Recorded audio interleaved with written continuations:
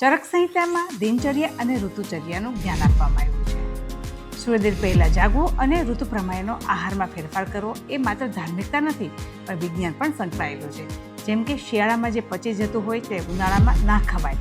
તમે કુદરતમાં ફેરફાર મુજબ તમારી ટેવો અને તમારી આહારશૈલી પણ બદલવી પડે.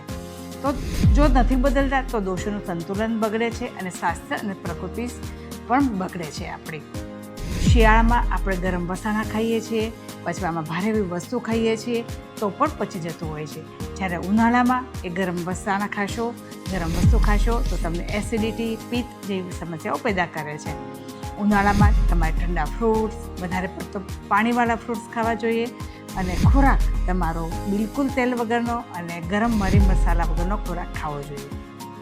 જો આ બધી વસ્તુનું તમે ધ્યાન રાખશો આ ઉનાળામાંની ગરમીમાં તો તમારી પ્રકૃતિ પણ સારી રહેશે અને તમારી શરીરની સ્વસ્થતા પણ સારી રહેશે અને પિત્ત, એસિડિટી જેવી સમસ્યાઓથી તમે છુટકારો મેળવશો અને બચી શકશો.